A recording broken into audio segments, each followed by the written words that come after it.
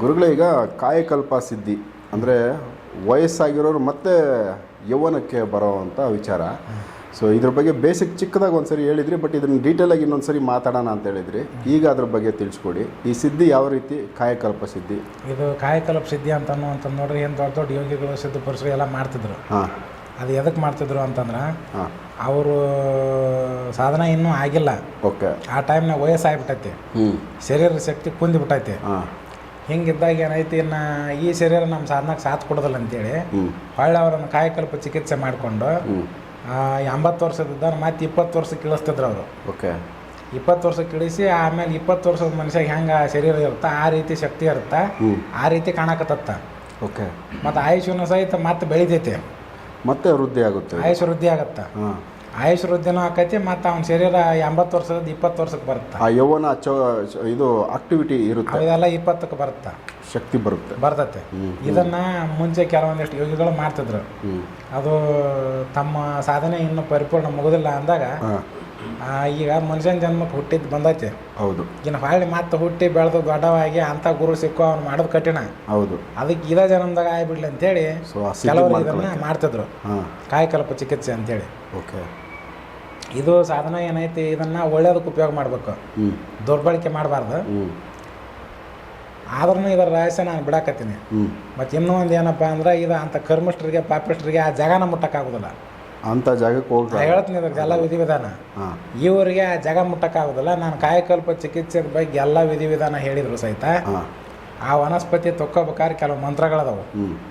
ಆ ಮಂತ್ರಗಳು ಕೆಲವೊಬ್ರಿಗೆ ಗೊತ್ತದವು, ಕೆಲವೊಬ್ರಿಗೆ ಗೊತ್ತಿಲ್ಲ. ಓಕೆ. ಹಾಗೆ ಜಂಗಲಿಗೆ ಹೋಗಿ ಅದನ್ನು ಗಿಡದ ಬೇರೆ ಕಿತ್ಕೊಂಡ್ಬಂದು ಇಲ್ಲೆಲ್ಲ ಮಾಡಿದ್ರೆ ಆಗಲ್ಲ. ಅದು ಹಂಗಾಗಲ್ಲ. ಅವಕ್ಕೆಲ್ಲ ಕೆಲವೊಂದು ನಿಯಮ ಅದಾವು. ಆ ನಿಯಮ ಈ ಪುಸ್ತಕದಾಗ ಇಲ್ಲವು. ಓಕೆ. ಅವನ್ನ ಅಂಥ ಒಂದು ದಾರಿ ಒಳಗೆ ಇದ್ದವ್ರನ್ನ ಕೇಳೇ ತೊಗೋಬೇಕಾಗತ್ತೆ. ಕಾಯಕಲ್ಪ ಚಿಕಿತ್ಸೆ ಅಂದ್ರೆ ಕೆಲವೊಂದಿಷ್ಟು ವನಸ್ಪತಿಗಳನ್ನು ತಿನ್ನೋದ್ರಿಂದ, ಸೇವನೆ ಮಾಡೋದ್ರಿಂದ ಆ ಮನುಷ್ಯನ ಆಯುಷ್ ವೃದ್ಧಿ ಆಕೈತಿ. ಅವನಿಗೆ ಪುನಃ ಯೌವನ ಪ್ರಾಪ್ತಿ ಆಗತ್ತೆ. ಉದುರು ಹೋದಂಥ ಹಲ್ಲು, ಉದುರು ಹೋದಂಥ ಕೂದಲು ಮತ್ತೆ ಬರುತ್ತೆ, ಮತ್ತೆ ವಾಪಸ್ ಬರ್ತಾವೆ. ಇದು ಚಮತ್ಕಾರನೇ. ಮತ್ತು ಅವನ ಶರೀರದೊಳಗೆ ಯಾವ್ದಾದ್ರು ರೋಗಾದಿಗಳಿದ್ರೆ ಆ ರೋಗಾದಿಗಳು ತಾನಷ್ಟಕ್ಕೆ ತಾನ ನಿವಾರಣೆನೂ ಆಕ್ಕವು. 16ರಿಂದ 20 ವರ್ಷದ ನಡುವೆ ಏನು ವಯಸ್ಸಿತ್ತ ಆ ವಯಸ್ಸಿಗೆ ಬಂದುಬಿಡ್ತಾರೆ. ಮತ್ತು ಇದು ಚಿರ ಯೌವನ ಒಂದು ಚೈತನ್ಯ ತುಂಬ ಬರ್ತದೆ, ಹಂಗೆ ಆಯ್ತಲ್ಲ. ಮತ್ತು ಹೊಸ ಇದು ಅತಿ ಹಳೆ ಕಾಲದೊಳಗೆ ಭಾಳ ಮಂದಿ ಮಾಡ್ಯಾರ, ಇದನ್ನು ಮಾಡ್ತಿದ್ರು. ಮತ್ತು ಇದನ್ನು ಅಲ್ಲಿ ಕಾಯಕಲ್ಪಕ್ಕೆ ಬೇಕಾದಂಥ ಒಂದು ವನಸ್ಪತಿ ಇರ್ತೈತಲ್ಲ, ಅದು ಹೆಂಗಿರ್ಬೇಕು ಅಂದ್ರೆ ಊರ ನಡುವೆ ಬೆಳೆದದ್ದು ವನಸ್ಪತಿ ಬರೋಂಗಿಲ್ಲ, ಊರಲ್ಲಿ ಇರಬಾರ್ದು. ಊರಾಗಿದ್ದದ್ದನ್ನು ನಾವು ತೊಗೊಂಡ್ಬಂದಿದ್ರೆ ಔಷಧ ರೂಪದಿಂದ ಅದು ಕೆಲಸ ಮಾಡುತ್ತೆ. ಓಕೆ. ಆದರೆ ಸಿದ್ಧಿಪ್ರದವಾಗಿ ಇರೋಂಗಿಲ್ಲ ಅದು. ಮತ್ತು ಅದು ಸ್ವಲ್ಪ ಹೊಲದಾಗ ತೋಟದಾಗಿತ್ತಪ್ಪ ಅಂದ್ರೆ ಸ್ವಲ್ಪ ಶಕ್ತಿ ಇರುತ್ತೆ. ಇನ್ನೂ ಸ್ವಲ್ಪ ಜನಸಂಪರ್ಕ ಬಿಟ್ಟು ದೂರ ಇರೋ ಜಾಗದಾಗಿದ್ರೆ ಶಕ್ತಿ ಒಂದಿಟ್ಟು ಇನ್ನೂ ಜಾಸ್ತಿ ಇರುತ್ತೆ. ಅಂದರೆ ಕಾಡಲ್ಲಿರೋ ಮೂಲಕ ಇದಕ್ಕೆ ಯೋಗ್ಯ. ಇನ್ನು ಕಾಡಿನೊಳಗಿರೋದಕ್ಕಿಂತ ಈ ಗುಡ್ಡದಾಗಿರ್ತಾವಲ್ಲ, ಜನಸಂಪರ್ಕ ಇಲ್ಲದೇ ಇರುವಂಥ ಜಾಗ, ನಿರ್ಜನ ಪ್ರದೇಶದೊಳಗೆ ಈ ವನಸ್ಪತಿ ನಾನು ಹೇಳುವಂಥ ಬೆಳೆದಿದ್ವು ಅಂದ್ರೆ ಇನ್ನೂ ಹೆಚ್ಚಿನ ಶಕ್ತಿ ಇರುತ್ತೆ ಅದಕ್ಕೆ. ಓಕೆ. ಅದು ಪೂರ್ತಿ 100ಕ್ಕೆ 100ರಷ್ಟು ಕೆಲಸ ಮಾಡುತ್ತೆ. ಇಲ್ಲಿ ಜನಸಂಪರ್ಕದೊಳಗೆ ಇರುವಂಥ ವನಸ್ಪತಿ ಒಳಗೆ ಆ ಶಕ್ತಿ ಇರೋದಿಲ್ಲ. ಅದು ಯಾಕೆ ಇರೋದಿಲ್ಲ ಅಂದ್ರೆ ಇವ್ರ ನೆರಳು ಅದ್ರ ಮೇಲೆ ಬಿದ್ದಿರುತ್ತೆ. ಹೌದು. ಇವ್ರು ಮುಟ್ಟಿರ್ತಾರೆ, ಕೆಲವ್ರು ಜಾಗದಾಗ ಹೋಗಿ ಅದ್ರಿಗೆ ಉಚ್ಚಿ ಹೋಗಿ ಬಂದಿರ್ತಾರೆ, ಏನೇನೋ ಮಾಡಿರ್ತಾರೆ, ಮಲಿನ ಆಗಿರುತ್ತೆ. ಮತ್ತು ಇನ್ನು ಕೆಲವೊಬ್ಬರದ್ದು ಮೈಲಿಗೆ ಅದ್ರ ನೆರಳು ಬಿದ್ದಿರ್ತಾರೆ. ಹೀಗಾಗಿ ಅದರಲ್ಲಿರುವಂಥ ಸತ್ವ, ಅದರಲ್ಲಿರೋ ದೈವಶಕ್ತಿ ಅಷ್ಟು ಇರಂಗಿಲ್ಲ. ಓಕೆ. ಅಷ್ಟು ಕೆಲಸ ಮಾಡೋದೇ ಇಲ್ಲ ಅದು.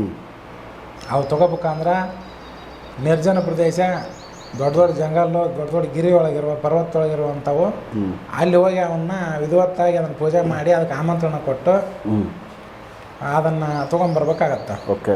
ಒಂದು ಒಳ್ಳೆ ಟೈಮ್ ನೋಡಿ ಅದಕ್ಕೆ ಹೋಗಿ ಆಮಂತ್ರಣ ಕೊಟ್ಟು ಒಂದು ಮಂತ್ರ ಐತೆ, ಆ ಮಂತ್ರನ 3 ಸಲ ಹೇಳ್ತಾರೆ ಅಲ್ಲಿ. ಅದನ್ನು ಹೇಳಿ ಪೂಜೆ ಮಾಡಿ ತೆಂಗಿನಕಾಯಿ ಹೊಡೆದು ಆಮೇಲೆ ಅದಕ್ಕೆ ಎಲ್ಲ ನಮಸ್ಕಾರ ಮಾಡಿ ಹಿಂದಾಗಡೆ ಅದಕ್ಕೆ ಆಮಂತ್ರಣ ಕೊಟ್ಟು ಬರ್ತಾರೆ. ಅದು ಯಾವಾಗ? ಸಂಜೆ ಟೈಮ್ನಾಗ ಹೋಗಿ ಓಕೆ ಕೊಡ್ತಾರೆ. ಸೂರ್ಯ ಮುಳುಗಿರಬಾರ್ದು, ಸೂರ್ಯ ಪೂರ್ತಿ ಇನ್ನೂ ಪ್ರಕಟ ಇರಬಾರ್ದು, ಹಗಲಿನೂ ಇರಬಾರ್ದು, ರಾತ್ರಿನೂ ಇರಬಾರ್ದು. ಅಲ್ಲಿ ಹೋಗಿ ಅದಕ್ಕೆ ಆಮಂತ್ರಣ ಕೊಡ್ತಾರೆ.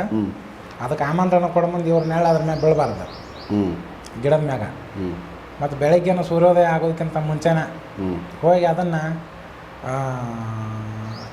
ಮತ್ತು ಪೂಜೆ ಮಾಡಿ ಮತ್ತೊಂದು ಸಾಧ್ಯ ಒಂದು ಕಾಯಿ ಹೊಡೆದು ಉದಿನ ಕಡ್ಡಿ ಬೆಳಿಗ್ಗೆ ಮತ್ತು ಅದನ್ನು ಕಿತ್ಕೊಂಡ್ಬರ್ಬೋದು. ಓಕೆ. ಅದನ್ನು ಕಿತ್ಕೊಂಡ್ಬಂದ್ರಂದ್ರೆ ಅದು ಕೆಲಸ ಮಾಡುತ್ತೆ.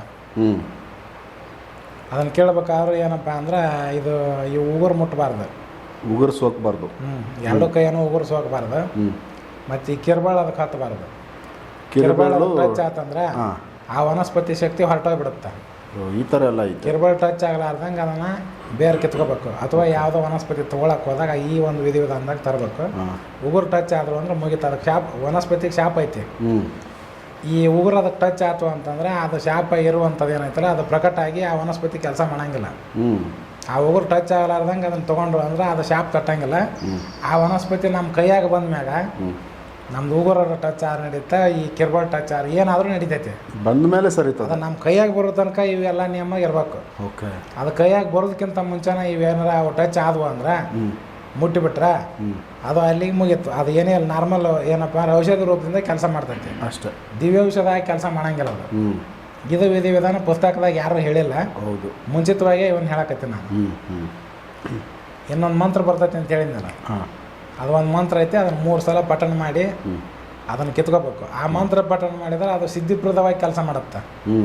ಆ ವನಸ್ಪತಿ ಸೇವನೆ ಮಾಡಿದ್ರೆ ಇಂಥ ಸಿದ್ಧಿ ಆಗತ್ತಾ ಅಂಥ ಸಿದ್ಧಿ ಆಗತ್ತಾ ಅಂತ ಹೇಳ್ತಾರಲ್ಲ, ಆ ಸಿದ್ಧಿಗಳು ಆ ಮಂತ್ರ ಪಠಣದಿಂದ ಅದು ಸಾಮರ್ಥ್ಯ ಹೆಚ್ಚಾಗಿ ಅದು ಸಿದ್ಧಿ ಆಗುತ್ತೆ. ಅದನ್ನು ಹೇಳಿರಲ್ಲ ಆದರೆ ಔಷಧ ರೂಪದಿಂದ ಕೆಲಸ ಮಾಡುತ್ತೆ. ಆದ್ರೂ ಕಾಯಕಲ್ಪಕ್ಕೆ ಉಪಯೋಗ ಮಾಡ್ಯಾರ ಅಂದ್ಮ್ಯಾಗ ತನ್ನ ಕೆಲಸನ ಅಥವಾ ತನ್ನ ಶಕ್ತಿನ ತೋರಿಸ್ಲಾರ್ದ ಹೋಗಂಗಿಲ್ಲ. ಅದು ಅಷ್ಟು ಶಕ್ತಿ ಕೊಡುತ್ತಾ, ಅಷ್ಟು ಇವ್ರಿಗೆ ಅದರಿಂದ ಏನು ಅನುಕೂಲ ಮಾಡ್ಕೋಬೇಕಂತ ಮಾಡಿರ್ತಾರೆ ಅದರ ಅರ್ಧ ಆದರೂ ಆಗತ್ತೈತೆ, ನಡೆಯುತ್ತೆ. ಮಂತ್ರ ಪಠಣ ಇರಲಿಲ್ಲ ಅಂದರೂ ಅಷ್ಟು ಆಕೈತೆ. ಓಕೆ. ಮಂತ್ರ ಹೇಳಿ ಮತ್ತು ವಿಧಿವತ್ತಾಗಿ ಮಾಡಿದ್ರೆ ಅಂದ್ರಂತೂ 100ಕ್ಕೆ 100 ಕೆಲಸ ಮಾಡುತ್ತೆ. ಅದ್ರ ಮೇಲೆ ಹೆಣ್ಮಕ್ಳನ್ನ ಹೇಳಿ ಬೀಳಬಾರ್ದು. ಮೂಲಿಕೆ ಮೇಲೆ. ಮೂಲಿಕೆ ಮೇಲೆ ಅದನ್ನು ಅಷ್ಟು ರೀತಿಯಿಂದ ತೊಗೊಂಬಂದು ಸುರಕ್ಷಿತ ಜಾಗದಾಗ ಇಡಬೇಕು. ಅದನ್ನು ಉಪಯೋಗ ಮಾಡ್ಬೇಕಾದ್ರೂ ನೆರಳು ಬೀಳಾರ್ದಂಗೆ ಉಪಯೋಗ ಮಾಡಬೇಕು. ಅಷ್ಟು ಮಡಿಯಿಂದನೇ ಅದನ್ನು ತೊಗೊಂಡು ಸೇವನೆ ಮಾಡಬೇಕು. ಅಷ್ಟೆಲ್ಲ ಐತೆ ಅದು. ಓಕೆ. ಇದು ಎಲ್ಲ ವನಸ್ಪತಿಗಳಿಗೆ ಸಂಬಂಧ ಬೀಳುತ್ತೆ. ದೊಡ್ಡ ಗಿಡ ಆಗಿತ್ತಪ್ಪ ಅಂತಂದ್ರೆ 12 ವರ್ಷ ಮೇಲ್ಪಟ್ಟಿರ್ಬೇಕು. ಓಕೆ. 12 ವರ್ಷದ ಒಳಗೇನು ಕೆಲಸ ಮಾಡಂಗಿಲ್ಲ ಇದರಲ್ಲಿ. ಗಿಡ ಆಗಿದ್ರೆ ಬಳ್ಳಿ ಆಗಿತ್ತಂದ್ರೆ 3 ವರ್ಷ ಮೇಲ್ಪಟ್ಟಿರ್ಬೇಕು.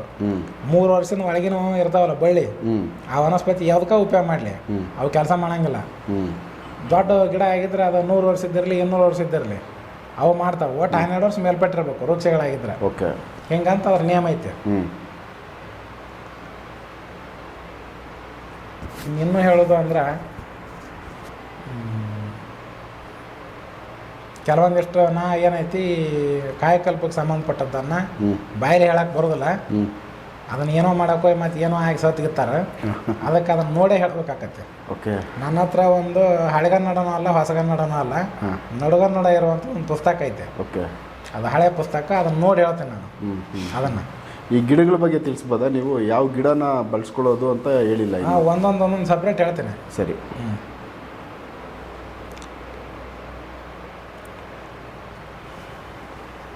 ಈಗ ಮೊದಲು ನಾ ಹೇಳೋದು ಹಲಸಿನ ಗಿಡದ ಬಗ್ಗೆ ಹೇಳ್ತೇನೆ. ಹಲಸಿನ ಮರ ಎಲ್ಲ ಕಡೆ ಸಿಗುತ್ತೆ. ಇದು ಎಲ್ಲ ಕಡೆ ಸಿಗುತ್ತೆ. ಹೌದು. ಆದ್ರೆ ನಾನು ಹೇಳಿರುವಂಥ ಲಕ್ಷಣದಿಂದ ಇರುವಂಥ ಗಿಡದಾಗ ಹೋದಾಗ ಈ ಶಕ್ತಿ ಸಿಗುತ್ತೆ.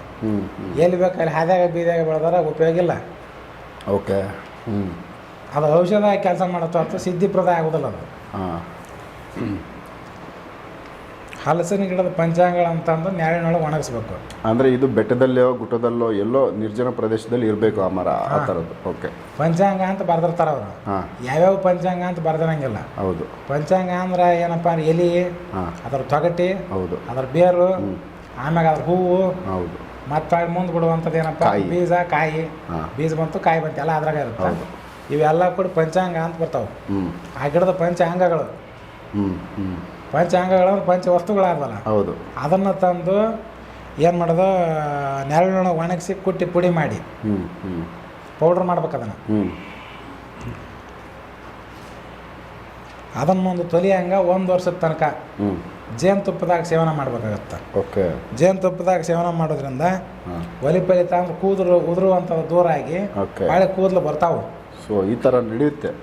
ನಡೆಯುತ್ತೆ ಇದು. ಓಕೆ. ಇದು ಕಾಯಕಲ್ಪ ಚಿಕಿತ್ಸೆ ಒಳಗೆ ಬರ್ತದೆ ಇದು.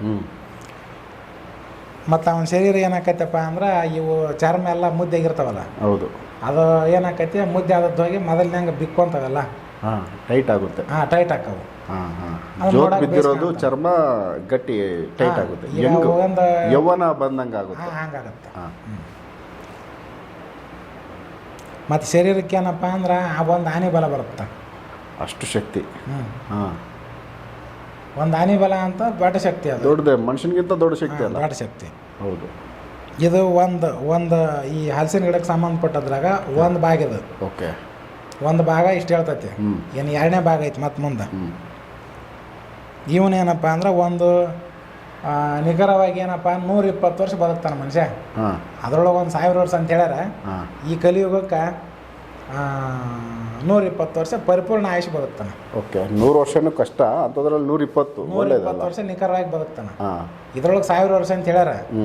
ಅದು ಈ ಕಲಿಯುಗದಾಗ ಅಸಂಭವ ಐತೆ, ಕಷ್ಟ ಐತೆ. ಅದಕ್ಕೆ 120 ವರ್ಷ ಬದುಕ್ತಾನೆ. ಕಲಿಯುಗದ ಪೂರ್ಣ ಆಯುಷ್ ಅದ 120.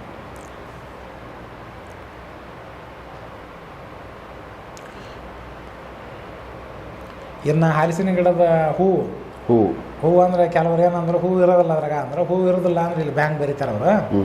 ಹೂವು ಅಂದ್ರೆ ಸಣ್ಣದು ಇರ್ತೈತಲ್ಲ, ಅದ ಹೂವಿನ ಲೆಕ್ಕಕ್ಕೆ ಬರ್ತದೆ. ಕಾಯಿ ಬರೋಕ್ಕೂ ಮೊದಲು ಸ್ವಲ್ಪ ಬರ್ತಲ್ಲ, ಅದು ಹೂವಿನ ಲೆಕ್ಕಕ್ಕೆ ಬರ್ತೈತೆ. ಮತ್ತು ಅದು ಇರಲಿಲ್ಲ ಅಂದ್ರೆ ಇಲ್ಲಿ ಹಂಗೆ ಬರೀತಾರೆ ಅವರು. ಹೌದು. ಹೂವು ಅಂದ್ರೆ ಅದ ಲೆಕ್ಕನ ಅದು. ಹೌದು. ಈ ಹೂವನ್ನೇನಪ್ಪ ತಂದು ನೆರಳು ಒಣಗಿಸ್ಬೇಕು. ಇದನ್ನು ಒಣಗಿಸಿ ಪುಡಿ ಮಾಡಿ 120 ತೊಲಿ ಪೌಡ್ರ್ ಈ ಹೂವಿಂದ. ಆಮ್ಯಾಗ 160 ತೊಲಿ ತುಪ್ಪ ಅಂದ್ರೆ ಯಾವುದಾದ್ರು ಕರೆ ಆಕಳ ತುಪ್ಪ, ಎರಡು ಮಿಕ್ಸ್ ಮಾಡಿ ಇದನ್ನೊಂದು ಬಾಂಡೆ ಒಳಗೆ ಹಾಕಬೇಕು. ಬಾಂಡೆ ಅಂತಂದ್ರೆ ಯಾವುದು ಈ ಮಣ್ಣಿನ ಬರ್ತಾವಲ್ಲ, ಮಣ್ಣಿನ ಹರಿವು ಬರ್ತಾವೆ, ಗಡಿಗೆ ಬರ್ತಾವೆ. ಅದಕ್ಕೆ ಒಳಗೆ ಹೊರಗೆ ತುಪ್ಪ ಸಾವರಿ ತುಪ್ಪ ಉಣಿಸ್ಬೇಕು ಅದಕ್ಕೆ. ಆ ಹರಿವಿಗೆ ತುಪ್ಪ ಉಣಿಸ್ಬೇಕು. ಅದರೊಳಗೆ ಇದನ್ನು ಹಾಕಿ ಅದನ್ನು ಬಾಯಿ ಬಂದ್ ಮಾಡ್ಬೇಕು. ಅಂಥದ್ದು ಒಂದು ಮಗಿ ಮುಚ್ಚಿ ಅದಕ್ಕೆ ಮಣ್ಣು ಮೆತ್ತಿ ಅದಕ್ಕೂ ತುಪ್ಪ ಹಾಕಿ ಅದನ್ನು ಬಾಯಿ ಬಂದ್ ಮಾಡಬೇಕು. ಬಾಯಿ ಬಂದ್ ಮಾಡಿ ಧಾನ್ಯದ ರಾಶಿ ಒಳಗೆ 1 ತಿಂಗಳು ಹೋಗಿಬೇಕು ಅಂತ ಹೇಳ್ಯಾರ ಇಲ್ಲಿ. ಯಾವ ಧಾನ್ಯ ಅನ್ನೋದು ಹೇಳಿಲ್ಲ. ಅದು ಯಾವ ಧಾನ್ಯ ಅಂದ್ರೆ ರಾಗಿ ಇಲ್ಲ ಜೋಳ. ಹಾಗೆ ಇರ್ತಾವಲ್ಲ, ಹಾಗೆದೊಳಗೆ ಅದನ್ನು ಹಾಕಿ ಹುಗಿಬೇಕು. ಅಂದ್ರೆ ಇಲ್ಲಿ ಮ್ಯಾಗ ರಾಶಿ ಮಾಡಿ ಹುಗಿಯಂಗಿಲ್ಲ ಅದನ್ನು, ಭೂಮಿ ಒಳಗಡೆ. ಇಲ್ಲ ಧಾನ್ಯದ ರಾಶಿ ಅಂತ ಕೊಟ್ಟಾನ ಅಷ್ಟ. ಆದ್ರೆ ಅದು ಲೆಕ್ಕ ಏನು ಬರ್ತೈತಿ ಅಂದ್ರೆ ಹಾಗೆದಾಗ ಹುಗಿಬೇಕಂತ ಬರುತ್ತೆ. ಇಲ್ಲ ಚೀಲದಲ್ಲಿ ಹಾಕ್ಬೋದಾ? ಚೀಲದಾಗ ಹಾಕಿ ನಡೆಯಂಗಿಲ್ಲ ರೀ. ಇರಿ ಬೈತಿ ಅದನ್ನ ಎಷ್ಟು ಸ್ವಚ್ಛ ಮಾಡ್ಬೇಕು ಅವೆಲ್ಲ. ಹಾಗೆ ಭೂಮಿ ಒಳಗಡೆ ಹಾಕ್ಬೇಕು ಅದನ್ನ. ಭೂಮಿ ಒಳಗೆ ಇರ್ತಾವಲ್ಲ, ಇರ್ತಾವೆ. ಮತ್ತು ಗೋಧಿ ರಾಶಿ ಒಳಗೆ ಹಾಕ್ಬಾರ್ದು. ಜೋಳ, ಅಕ್ಕಿ, ರಾಗಿ ಅದ್ರ ನಡಿತೈತೆ. ಅದನ್ನು ಬಾಯಿ ಬಂದ್ ಮಾಡಿ ಅದ್ರಾಗ ಅದನ್ನು ಹಾಕಿ ಹಂಗೆ 1 ತಿಂಗಳು ಬಿಡ್ಬೇಕು. ಆಮ್ಯಾಗ ಅದನ್ನು ತೆಗೆದು 14 ಭಾಗ ಮಾಡಿ ದಿನ 1 ಭಾಗ ತಿನ್ಬೇಕು. ಓಕೆ. ಯಾವುದನ್ನ ಅದ್ರ ಒಳಗಿರುವಂಥದನ್ನು, ಹಲಸಿನ ಹೂವು. ಅದನ್ನೇ ಅದ್ರಾಗ ತಾಮ್ರ ಪಾತ್ರೆ ಒಳಗೆ ಹಾಕಿ ತಿನ್ಬೇಕು. ಹೌದಾ? ಬೇರೆ ಅದ್ರಾಗ ನಡೆಯಂಗಿಲ್ಲ. ತಾಮ್ರ ಪಾತ್ರೆ ಇರ್ತಾವಲ್ಲ, ತಾಮ್ರ ತಾಟ, ಅದ್ರಾಗ ಹಾಕೊಂಡು ಉಣ್ಣೋದು, ತಿನ್ನೋದು, ಊಟ ಆದಂಗೆ ಬಿಡೋದು. ಅಂದ್ರೆ ಒಂದು ಹೂವನ ಇದು ಒಂದ್ಸರಿ ಒಂದೇ ಹೂವು ತಿನ್ಬೇಕಾ ಇಲ್ಲ ಒಂದು ಹೂದು ಓಳು ಎಲೆಗಳ ಥರ? ಹೂವಿಲ್ಲ, ಎಲ್ಲ ಅರ್ಧ ಹಾಕಿರ್ತಾನಲ್ಲ, ತುಪ್ಪ ಸೇರಿಸಿ ಹಾಕಿರ್ತಾನೆ. ಅದನ್ನು 14 ಭಾಗ ಮಾಡಿ ದಿನ 1 ಭಾಗ ತಿನ್ಬೇಕು. ಅದು ತಾಮ್ರ ಪಾತ್ರೆ ಒಳಗೆ ಹಾಕಿ. ಓಕೆ. ಈ ಒಂದು ಪದ್ಧತಿ ಮೇಲೆ 3 ತಿಂಗಳ ಸೇವನೆ ಮಾಡ್ಬೇಕಾಗತ್ತೆ. 3 ತಿಂಗಳ ಸೇವನೆ ಮಾಡಿದ್ರೆ ಅವನ ಶರೀರ ವಜ್ರ ಶರೀರ ಆಗುತ್ತೆ. ವಜ್ರ ಶರೀರ. ಬಿದಿರು ಬಡಿಗೆ ತೊಗೊಂಡ್ಬಿಡ್ರ ಬಡಿಗೆ ಮುರಿದೋಕತ್ತೆ. ಇನ್ನು ಕಲ್ಲು ತೊಗೊಂಡು ಹೋಗೋದನಪ್ಪ ಅಂತ ಕಲ್ಲ ಹೋಗೈತಿ, ಪುಡಿಯಾಗಿ 2 ತುಕಡಿಯಾಗಿ. ವಜ್ರ ಶರೀರ ಹಿಂಗೆ ಮಾಡ್ಕೊಂಡವ್ರು ಎಷ್ಟೋ ಮಂದಿ ಇದ್ರು. ಅವರೆಲ್ಲ ಇಂಥ ಸಾಧನ ಮಾಡೇ ಮಾಡ್ಕೊಂಡಿದ್ರು ಅವನ್ನ. ಮತ್ತು ಆತನ ಮಲಮೂತ್ರದಿಂದ ಏನಾಕೈತಿಯಪ್ಪ ಅಂದ್ರೆ ಅದನ್ನು ತೊಗೊಂಡು ಯಾವ್ದಾರ ಪೈಪ್ಗೆ ಲೋಹಕ್ಕೆ ಯಾವ್ದಾರ ಲೋಹಕ್ಕೆ ಹಚ್ಚಿದ್ರಪ್ಪ ಅದೆಲ್ಲ ಬಂಗಾರ ಆಗತ್ತೆ. ಹೌದಾ? ಮತ್ತು ಹಿಂದೆ ಎಷ್ಟೋ ಮಂದಿ ಮಹಾತ್ಮರು ಇದ್ರಲ್ಲ, ನಮ್ಮಲ್ಲಿ ಶಿವಾನಂದ ಪರಮಹಂಸರು ರೈಲ್ವೆ ಹಳಿ ಮೇಲೆ ಹೋಚೋರು ಹಳಿ ಒಟ್ಟು ಬಂಗಾರ ಆಗಿತ್ತು. ಇಲ್ಲ ನಮ್ಮ ಭಾಗದಾಗ ನಾಗಲಿಂಗ ಆಚಾರ ಏನಪ್ಪ ಅಂದ್ರೆ ಕಲ್ಲು ಮ್ಯಾಗ ಹೊಚ್ಚೋರು ಕಲ್ಲು ಬಂಗಾರ ಆಗಿತ್ತು ಅಂತ ಐತಿ. ಅಂತಂತ ಸಿದ್ಧಿ ಸಾಧನ ಮಾಡಿರ್ತಾರೆ. ಅವೆಲ್ಲ ಯೋಗ ಸಿದ್ಧಿ ಒಳಗೆ ಬರ್ತಾವೆ. ಯಾವ್ದ್ರೆ ಇವು ಯೋಗ ಸಿದ್ಧಿ ಅಲ್ಲ, ಇಂಥ ಒಂದು ವನಸ್ಪತಿಯಿಂದ ಸಿದ್ಧಿ ಯೋಗಿ ಲೆಕ್ಕಕ್ಕೆ ಬರುತ್ತೆ. ಅದು ಆ ಶಕ್ತಿನೇ ಬೇರೆ, ಈ ಶಕ್ತಿನೇ ಬೇರೆ. ಮತ್ತು ಮುಂದೆ ಹಲಸಿನ ಬೀಜ ಇರ್ತಾವಲ್ಲ, ಹಲಸಿನ ಬೀಜ ನಾ ಹೇಳಕತ್ತಿರೋದು ಯಾವುದು? ಬಿಳೆ ಹಲಸು. ಬಿಳೆ ಹಲಸು ಈ ಮಾಮೂಲಿಯಾಗಿ ಬೆಳೆದ್ರ ಹಲಸು ಅಲ್ಲ, ಬಿಳೆ ಹಲಸು ಬರ್ತದ ಒಂದು. ಆ ಹಲಸಿನ ಗಿಡದ ಬೀಜ ತೊಗೊಂಬಂದು ಆ ಬೀಜ ನೆರಳಿನಾಗ ಒಣಗಿಸ್ಬೇಕು. ಇಲ್ಲಿ ಏನೇನು ಒಣಗ್ಸ ಅಂತೇಳಿ ಎಲ್ಲ ಬಿಸಿಲಾಗ ಒಣಗ್ಸಂಗಿಲ್ಲ, ನೆರಳಿನಾಗ ಒಣಗ್ಬೇಕು. ಅವು ನೆರಳಲ್ಲಿ ಬಿಸಿಲಾಗ ಒಣಗಿರ ಅದನ್ನ ಶಕ್ತಿ ಹೋಗೈತಿ. ನೆರಳಿನಾಗ ಒಣಗ್ಬೇಕು. ನೆರಳಿನಾಗ ಏನಪ್ಪ ಅಂದ್ರೆ ಅದನ್ನ ಒಣಗಿಸಿ ಅದನ್ನು ಪೌಡ್ರ್ ಮಾಡಿ ಆ ಪೌಡ್ರನ್ನ 120 ತೊಲಿ ಪೌಡ್ರ್ ಹೊಳ್ಳಿ ಕರಿ ಹಾಕೊಳ್ತಪ್ಪ 160 ತೊಲಿ ಎರಡು ಮಿಕ್ಸ್ ಮಾಡಿ ಅದನ್ನು 1 ತಿಂಗಳ ಧಾನ್ಯದ ರಾಶಿ ಒಳಗೆ ಹೋಗಿಬೇಕು. ಅಂದ್ರೆ ಧಾನ್ಯದ ರಾಶಿ ಇದು ಹಾಗೇನ ರಾಗಿ ಇಲ್ಲ ಅಕ್ಕಿ ಇಲ್ಲ ಹಾಂ ಇಲ್ಲ ಅಂದ್ರೆ ಜೋಳ ಧಾನ್ಯದ ರಾಶಿ ಒಳಗೆ ಅದನ್ನ ಹೋಗೋದು ದಿನ 4 ತೊಲಿ ಹಂಗೆ 1 ವರ್ಷದ ತನಕ ಸೇವನೆ ಮಾಡಿದ್ರೆ ಅವಾಗ ಅಪಮೃತ್ಯು ಇಲ್ಲ. ಅಂದ್ರೆ ಸಂಪೂರ್ಣ ಆಯಸ್ಸಿರುತ್ತೆ. 120 ವರ್ಷ ನಿಖರವಾಗಿ ಬದುಕ್ತಾನೆ. ಅಪಮೃತ್ಯು ಆಗೋದಿಲ್ಲ ಅವಾಗ, ಮಿಡ್ಲಲ್ಲಿ ಸಾಯಲ್ಲ, ಆಗಲ್ಲ. ಮತ್ತು ಅವನ ಶರೀರ ಏನಪ್ಪ ಅಂತಂದ್ರೆ ಮುಪ್ಪಾವಸ್ಥೆಯಿಂದ ದೂರ ಆಗಿ ಮತ್ತು ಮೊದಲೇ 20 ವರ್ಷ 16 ವರ್ಷ ಇದ್ದಾಗ ಹೆಂಗ ಆ ಲೆಕ್ಕಕ್ಕೆ ಬರುತ್ತೆ. ಇದನ್ನು ಏನಪ್ಪ ಉತ್ತರ ಭಾರತದ ಕಡೆ ಒಬ್ಬರು ಲಾಲ್ಜಿ ಮಹಾರಾಜ್ ಅಂತೇಳಿ ಒಬ್ಬರು 300 ವರ್ಷ ತನಕ ಇದ್ರು ಜೀವಂತ. ಅವ್ರು ಪ್ರತಿ ಸಲ ವಯಸ್ಸಾದಾಗ ಇಂಥದ ಕಲ್ಪ ಉಪಯೋಗ ಮಾಡಿ ಅವ್ರು 16 ವರ್ಷ ಅವ್ರಂಗೆ ಹಾಕಿದ್ರು. ಅವ್ರು ಔರಂಗಜೇಬಿಗೆ ಭೇಟಿ ಆಗ್ಯಾರ. ಔರಂಗಜೇಬ ಅವ್ರ ಶಕ್ತಿ ನೋಡಿ ಹೆದರಿ ಓಡೋಗ್ಯಾನ. ಅವ್ರು 300 ವರ್ಷ ಇದ್ರು ಅವ್ರು ಇದ ಶಕ್ತಿನ ಉಪಯೋಗ ಮಾಡಿ. ಅಂದ್ರೆ ಇದ ಅಂತಲ್ಲ, ಇಂಥವು ಬೇರೆ ಬೇರೆನೂ ಇರ್ತಾವೆ, ಇಂಥವು ಸೇವನೆ ಮಾಡಿರ್ತಾರೆ ಅವ್ರು. ಅವನ ಆಯುಷ್ಯ ಎಷ್ಟಾಕೈತೆ ಅಂತಂದ್ರೆ ಸಂಪೂರ್ಣ ಏನಪ್ಪ ಇದ್ರೊಳಗೆ ಬ್ರಹ್ಮದೇವ್ರು 3 ದಿನದ ಅಷ್ಟು ಅಂತ ಹೇಳ್ಯಾರ. ಹಂಗೆ ಆಕತ್ತೆ. ಎಷ್ಟೋ ಮಂದಿ ಅವನ್ನ ಮಾಡಿಕೊಂಡು ಆ ಲೆಕ್ಕಕ್ಕೆ ಸಾಧನೆ ಮಾಡ್ಕೊಂಡಿದ್ದವ್ರು ಎಷ್ಟೋ ಗಿರಿಗಮರದ ಸಿಗ್ತಾರೆ. ಅವರೆಲ್ಲ ಇಂಥವು ಸೇವನೆ ಮಾಡಿ ಅದನ್ನ ಮಾಡಿರ್ತಾರೆ. ಇವೆಲ್ಲ ಗುರ್ತಿಟ್ಕೋಬೇಕಾದಂಥ ಸಾಧನ. ಇವನ್ನೆಲ್ಲ ಬಾಯಿ ಬಿಡಬಾರ್ದು. ಹೌದು. ಇದನ್ನ ಕಡೆಕ ಇದನ್ನ ಮಾಡಲಿಲ್ಲ ಅಂದ್ರೆ ಮಂದಿಗೆ ಇದು ಹಿಂಗೈತೆ ಅಂತ ತಿಳಿಲಿ ಅಂತ ಆದ್ರೂ ಹೇಳಕತ್ತೀನಿ. ಅಟ್ಲೀಸ್ಟ್ ವಿಚಾರ ಹಿಂಗೈತೆ ಅಂತ ಆದ್ರೂ ತಿಳಿಲ್ಲ ಅಂತ, ಇದನ್ನ ಮಾಡಿ ಸಾಯಿಲ್ಲ ಅಂತ ಹೇಳಿಲ್ಲ. ಇದನ್ನೇನಪ್ಪ ಅಂದ್ರೆ ತಿಳ್ಕೊಳ್ಳಿ ಅಂತ ಹೇಳಕತ್ತೀನಿ. ಇದು ಕೃತಯುಗ, ತ್ರೇತಾಯುಗ, ದ್ವಾಪರಯುಗ, ಕಲಿಯುಗ ಏನೈತಿ, ಇವು 1000 ಸಲ ತಿರುಗಿರ ಬ್ರಹ್ಮಗೆ 1 ದಿನ ಆಗತ್ತ. ಈ ಲೆಕ್ಕದೊಳಗೆ 3 ದಿನ ಬ್ರಹ್ಮನ 3 ದಿನದಷ್ಟು ಆಯುಷ್ ಬೆಳೆಯುತ್ತಾವ ಅಷ್ಟು. ಹಾಂ, ಅಂದರೆ ಇಲ್ಲಿ ಯುಗಗಳನ್ನೇ ಕಳಿಬೋದು. ಈಗ ನಮ್ಮಲ್ಲಿ ಕೆಲವೊಂದಿಷ್ಟು ಮಹಾತ್ಮರು ಆಗೋಗ್ಯಾರ. ಈಗ ಎರಿತಾತ ಅಂತ ಬರೋದು, ಸೆಳಗುರ್ಕಿ ಎರಿತಾತ ಅವರೆಲ್ಲ ದ್ವಾಪರ ಯುಗದವ್ರು ಅಂತ. ದ್ವಾಪರ ಯುಗ ಅವರು ಸಮಾಧಿ ಒಳಗಿದ್ದಾಗ ಒಂದ್ಸಲ ಕೆರೆ ಹೊಡೆದು ನೀರೆಲ್ಲ ಮೇಲೆ ಹೋಗಿ ಮತ್ತೊಳ್ಳಿ ಅದನ್ನ ಅವ್ರ ತಲೆ ನೋಡಿ ಇಲ್ಲಿ ಯಾರೋ ಅದರ ಅಂತ ಗುರ್ತು ಹಿಡಿದು ಎಬ್ಬಿಸ್ಕೊಂಡ್ಬಂದು ಅವ್ರನ್ನ ಮಠಕ್ಕೆ ಕಟ್ಟಿ ಕೊಟ್ರು. ಅವರೆಲ್ಲ ಅಷ್ಟಮ ಸಿದ್ಧಿ ಇದ್ವು. ಅದನ್ನ ಉಪಯೋಗ ಮಾಡಿ ಜನರಿಗೆಲ್ಲ ಕಲ್ಯಾಣ ಮಾಡ್ಯಾರ. ಮುಂದೆ ಹೊಳ್ಳಿ ಅವ್ರು ಏನು ಮಾಡ್ಯಾರು, ಆ ಟೈಮ್ ಮುಗಿದ ಮ್ಯಾಗ ಹೊಳ್ಳಿ ಸಮಾಧಿ ತೊಗೊಂಡ್ರು. ಅದು ಸಮಾಧಿ ತೊಗೊಂಡ್ರ ಮ್ಯಾಗ ಅದ್ರ ಮ್ಯಾಗ ಒಂದು ಗದಿ ಕಟ್ಟಿ ಈಗ ಆ ಮಠ ಕಟ್ಟಿ ಎಲ್ಲ ನಡೆದೈತೆ. ಮತ್ತೆ ಮುಂದೊಂದು ಪ್ರಸಂಗ ಬಂತ ಮತ್ತೆ ಎದ್ದೇಳ್ತಾರ ಅವ್ರು ಮತ್ತೆ ಸಮಾಧಿಯಿಂದ.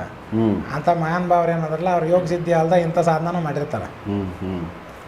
ಇನ್ನೂ ಒಂದು ಬರುತ್ತೆ ಮುಂದಿನ ಭಾಗ. ಇದು ಇಲ್ಲಿ ಮುಗಿತು. ಮುಂದಿನ ಭಾಗ ಬಿಳೆ ಹಲಸಿನ ಗಿಡದ ಪಂಚಾಂಗ. ಪಂಚಾಂಗ ಅಂದ್ರೆ ಆಗಲೇ ಹೇಳಿದ್ನಲ್ಲ ಅವೇ. ಅವನ್ ತಂದು ಪೌಡ್ರ್ ಮಾಡಿ ಜೇನುತುಪ್ಪದ ಕಲಿಸಿ 1 ತೊಲಿ ಹಂಗ 1 ತಿಂಗಳ ತನಕ ಸೇವನೆ ಮಾಡಿದ್ರ, ಪ್ರತಿದಿನ ಸೇವನೆ ಮಾಡಿದ್ರ ಅವಾಗ ಅಪಮೃತ್ಯು ಭಯ ಇಲ್ಲ, ಯಾವ ರೋಗನೂ ಇಲ್ಲ. 120 ವರ್ಷ ನಿಖರವಾಗಿ ಬದುಕ್ತಾನ. ಮತ್ತು ದೇಹ ಸಿದ್ಧಿನೂ ಆಕೈತಿ.